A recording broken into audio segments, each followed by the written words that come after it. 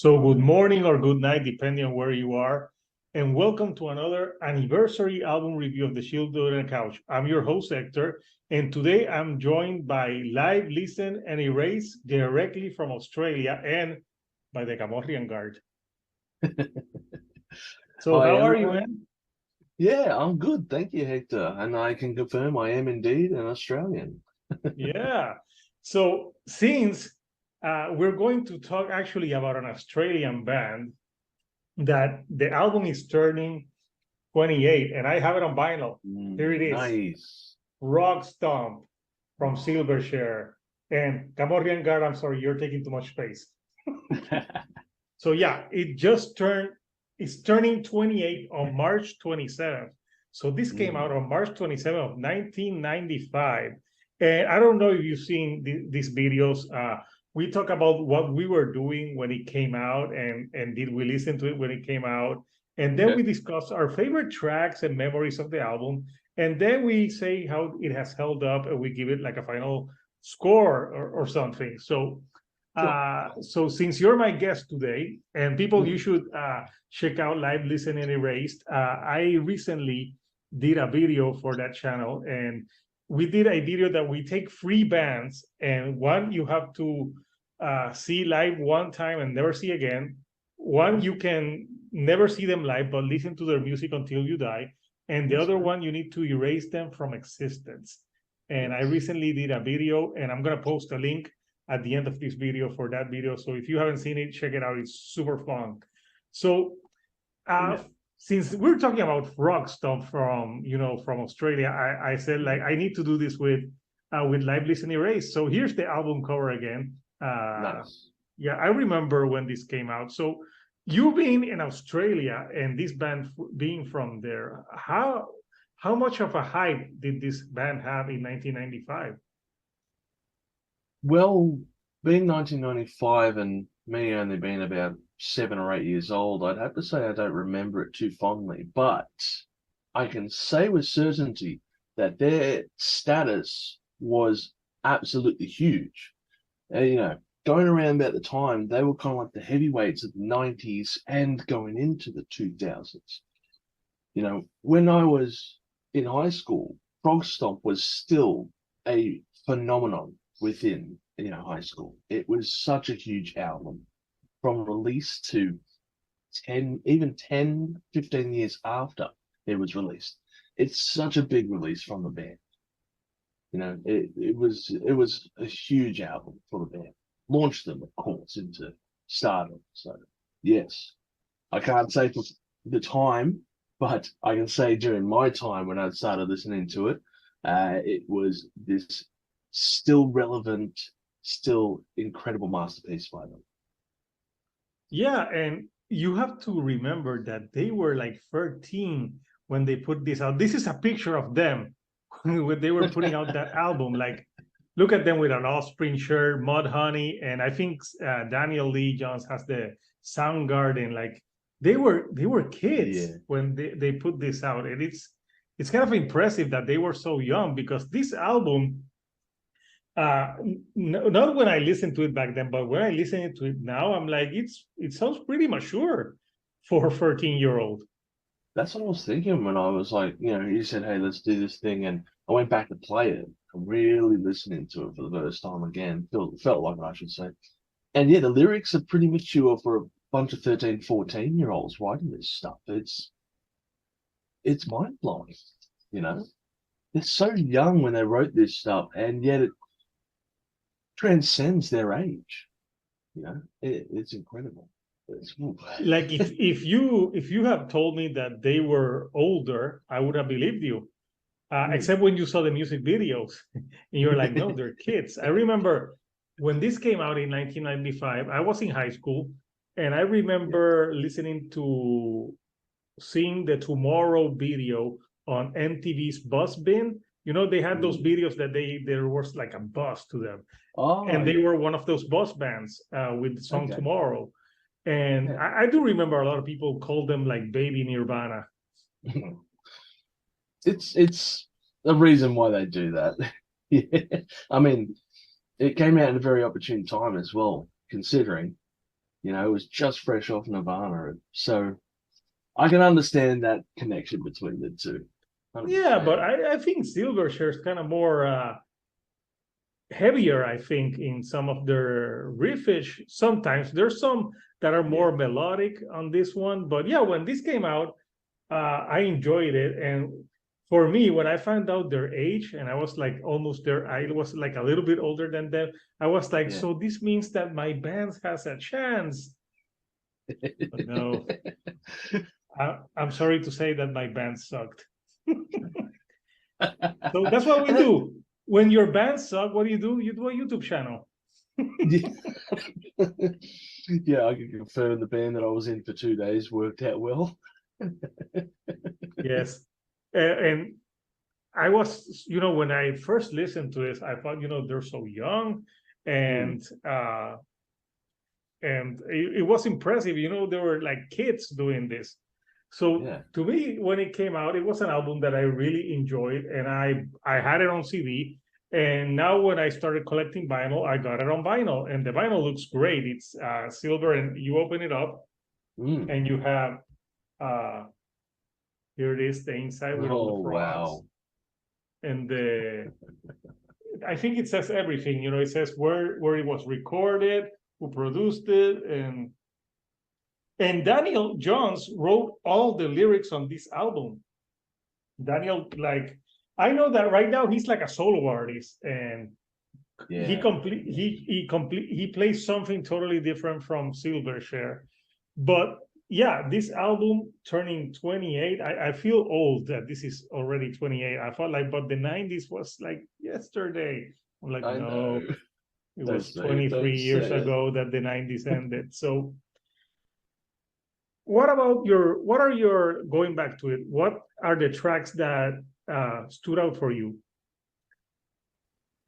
Well, if we're going to talk about Frog Stomp, we of course can't, go past Israel's Son. That was one of the big songs off that track. Um, and deeply insightful stuff. I think the song was actually written about the Serbian war going around at the time, especially around the lyrics there. Tomorrow, though, is easily the takeaway track. This is the top track from the album for me. To this day, wait till tomorrow. Still getting still getting that vibe. Dun, dun, dun, dun, dun, dun, dun, dun. So it opens very strongly with those first couple of tracks there, and then for me, I think it like kind of the ending as well started to have some closing tracks that are really cool. Cicada, Find a Way. I always liked Find a Way, that very punk attitude. Oh yeah, that's a more And punkish song. Yeah. yeah, yeah, like that. I think that was one of the early tracks that they recorded. It's just very fast energy compared to all the previous tracks. And it just kind of feels like a song like, okay, we're just gonna write one more song, and that was like the one they wrote in like 5 minutes. It just sounds like it. Well, But there's yeah, Madman that just oh is yeah. just like them playing, and at the end he screams out Madman. Yes, it was. Yeah, Madman's a good shit. It kind of was showing off his little guitar skills as well. I mean, once again, going back to the band being young, but they were still so very talented. Can't forget as well the drummer. I mean, the drums sound so good on this album. They just, it's so loud and abrasive, which is what they were going for with this whole record. They just wanted this loud record, that could be felt when you're playing it. And they really nailed it well. They really smashed the park with that one, especially with Kevin Shirley there. He was the one who produced the record. Yeah. Yeah, yeah, no, I agree with the tracks. So yeah, going back to it, for me, of course, Tomorrow is such a. It still sounds it. There's no. It had to be the single. There wasn't any Mm, other song that I would have picked to be a single no. for this. But there's Israel's song. I think is a great opener. The don don Dun, don dun, don pa pa pa dun. pa. I really like how it Yeah. starts, and it's heavy. It has some heavy, like maybe kind of like Soundgarden heavy to it, like both Bad Oh Motorfinger yeah. Soundgarden. type of Yeah, heaviness yeah. to it. But yeah, other songs I like. There's some great deep cuts here, like Pure Massacre. I love Pure Massacre, where he's like, Yes. Pure Massacre. Yes. Yeah. It very, And very songs of its nine of the time. and But if you yes. think about his vocals, I'm sorry, but the dude from Cedar totally copied him. Yes. Yes, when you think about it, because this was first, and he's like totally did what Daniel Johns did on this and older. So yeah, when Yeah. and I'm like, yeah, this sounds a little bit like Cedar, Yes. but this was before. So yeah, I think that Pure Massacre. But then something good about this album is you have more like slower songs like Shade, where the band is not afraid to pull back and be more like melodic and softer. And Suicidal Dream is another Yeah. one. I don't know. I'm hoping they weren't suicidal at 13, but yeah, you never know. But this song is really like great, and when you think about it lyrically, it's very strong for someone 13 writing such deep lyrics. When like if you think other 14-year-old bands were probably like doing writing more about like when they were going to party or rebelling against their father. So but no, they have really great tracks here. Undecided is another one that I love, and I really like the Yes. way that he goes undecided. Yeah, Yeah. there's a lot of melody to it. And I think I like also Find a Way. It's a great album closer. It's a shorter track, very punk rock style. He will find a way, and he's like, "Don't give in." Yeah, so Yeah. it's great how it finishes. And for me, be this like a first album, uh, going back to the band now, it's like they had a lot of potential from the get go, and I don't know if they felt pressure because they were so young. Because I remember when they put out Freak Show, which was more like a second part, very similar to this one. But to me, their highlight is Neon Ballroom. That's when Yes. they were like especially in the right, like such great. But yeah, this is a super great debut album. So so I wonder, you being in Australia, is the band like looked upon like a really important band, like an AC/DC too, for example? Knew this question was coming. And I've got to say, first of all, where the band is from, Newcastle, I'm only about an hour and a half away from there. And Newcastle is a shithole. I'm not going to lie. People from Newcastle are going to hate that. But it's not far away, but Silverchair is very much a highly revered band in musical status. They are, I wouldn't say godlike like AC/DC, but they're not too far behind it, at least how I feel anyway, and amongst many of my friends who know the band. So they've always been this band that, I mean, like, because they were so young when they released their first album, it's kind of like you've got to kind of protect this band. And eventually, of course, they became their own things when they were older. So I think there's a sense of endearment, especially regarding this album, sorry. And yes, they were very young when they were writing these lyrics. Like you said, the heaviest song, Suicidal Dream, on that one. And I can kind of confirm Daniel Johns was pretty much along those thoughts. He was pretty close around that time. I mean, he's struggled a lot in recent times. I swear, every time he gets out of line, it's all over the news headlines here in Australia. If he does something wrong, you can guarantee to see Daniel Johns in the news, which happened, I think, 8 months ago when he was seen, exiting this club, or a couple of years ago when he had a drink driving case, and it's like, who cares? Yes, he's got some problems in his life, and a lot of it can be heard from the start of, for example, Suicidal Dreams. I don't know how far along it had started, but yeah, Daniel Johns has such a big status in Australia. I can confirm. Even talking to one of my family members who's 10 years younger, he was talking about Frog Stomp as well. So that's like still transcending. The album is still transcending through youth, which I just find absolutely phenomenal. You know? Yeah, that's why I wanted to do this with you, because you being from Australia, I'm sure, because in the States people will be like, yeah, it was a fun album, but like for Australia it was different because it was a band that got from, I'm sure get a band from Australia to get to recognize out of Australia would be as hard as a band from Puerto Rico to get recognized outside, because we are both an island. Obviously, yeah. Australia is a huge fucking island, and Puerto Rico is like a speck. But yeah, both islands, and hard to like get out there and break through. But yeah, Silverchair did break through. And I actually listened to them until I bought all the records, I believe, until they disbanded. I think they had like 5 records. After Neon Ballroom, they had Diorama, and then they had Straight something, Lines. The one with Straight Lines. That was the last one. That was it. Unfortunately.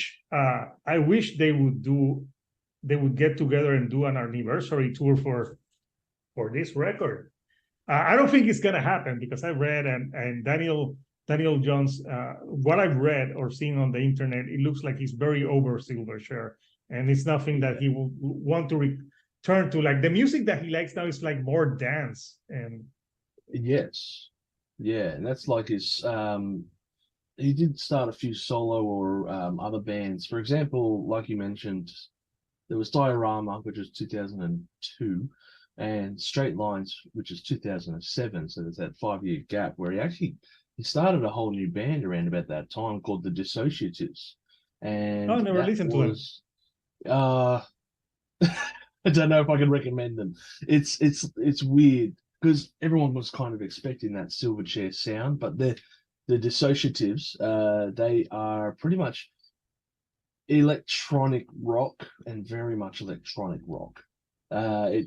So basically, the band is with I was trying to read Hackett, I think, who was a producer, Paul Mac, who worked on a remix of the track Freak. So yeah, those two got together, formed this band where they wrote one album only. Somewhere Down the Barrel was one of the tracks, and Young Man, Old Man, You Ain't Better Than the Rest, which I thought was interesting. I did play it at the time, but it's very arty, very art electronic. Yeah, it's yeah, it's the opposite of Silverchair. So yeah. So now, 28 years later, how has this album Frogstomp held up for you? I have to say, this is the first time going back over the album with more critical eyes, and the rose-tinted glasses have come off ever so slightly. They're not shattered, they're not falling down completely, but every time I would go and listen to Frogstomp, it would be a massively enjoyable thing. And this time I was looking back on it going, all right, I'm going to be a bit critical listening to this one. And it felt like, some of the lyrics weren't as good as I remembered. They, Pure Massacre, for example, which repeats the same line for half the track. Yeah.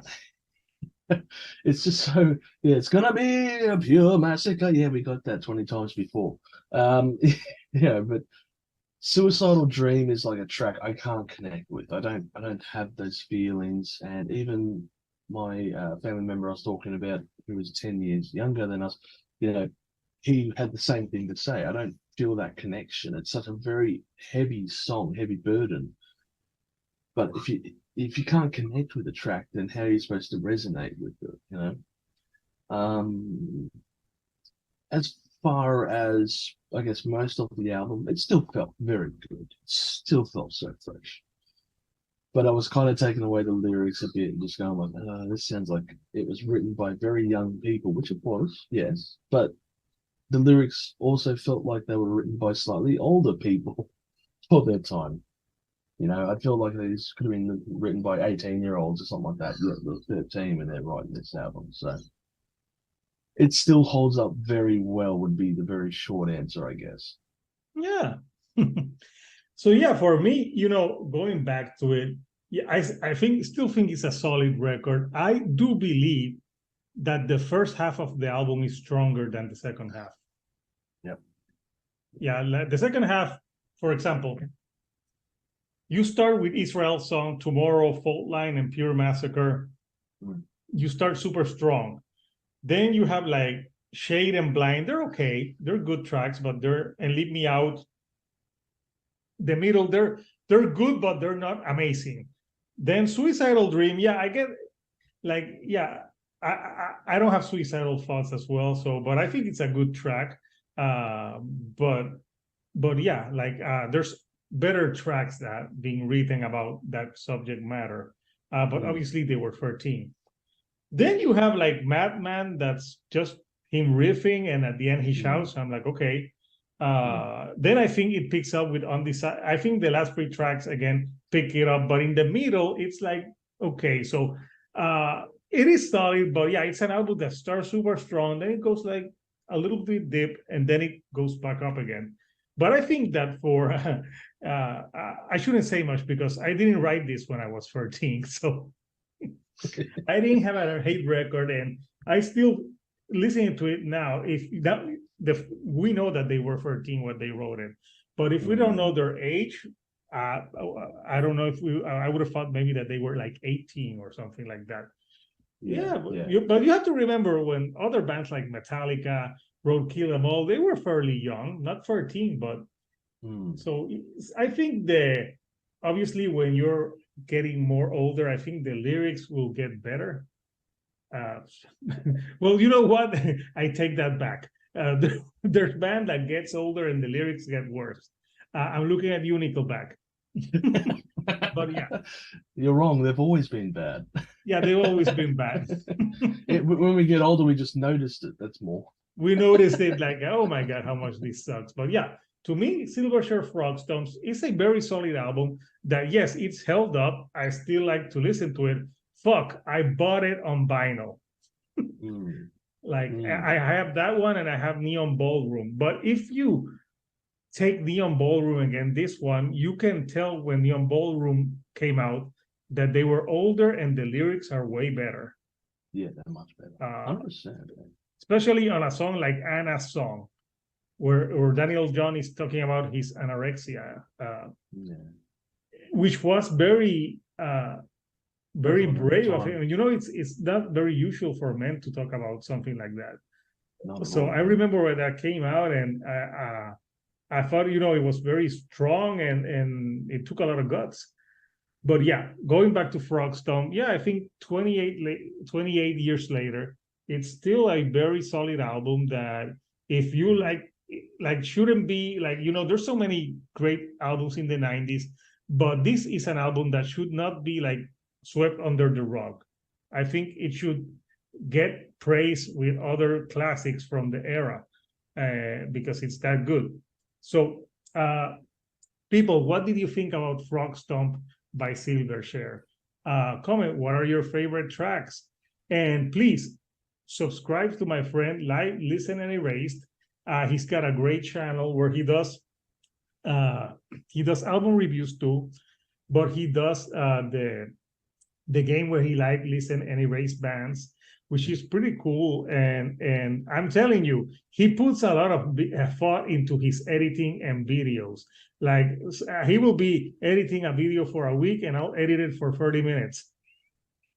I'm like, fuck it. Too much credit. Yeah, because the editing that you do and you put the things in, I'm like, yeah, it's pretty impressive. And he's at you're at 287, right? Subscribers. Yeah, 290 this morning, I think. Yay. Yeah, let's get him to 300. And I'm on a race to get to 1,000. I think I'm like at 646. But yeah, it's still growing, and every like, comment, share this video helps, and give us a like, and don't forget to subscribe. So Coming up next for the Shield on a Couch, I'll have, more album reviews, more collaborations, and hopefully I will have Live Listen and Erased again with me. There's an album that's going to be turning 10 years in April 1st, and maybe I thought you could do this one with me too. Like, do you remember Bring Me the Horizon, Sempiternal? Oh, yeah. I remember bringing me the damn. It's turning 10. Your facts keep freaking me out. Yeah. So how about it? Should we do that next? 10-year anniversary for Bring Me the Horizon, Sempiternal with Live Listen Erased, and that will be our next collaboration video here on this channel. So people, until next time, this is Hector, the Shield on a Couch, and I need to get a couch, and I'll see you right here. Thank you, and good night.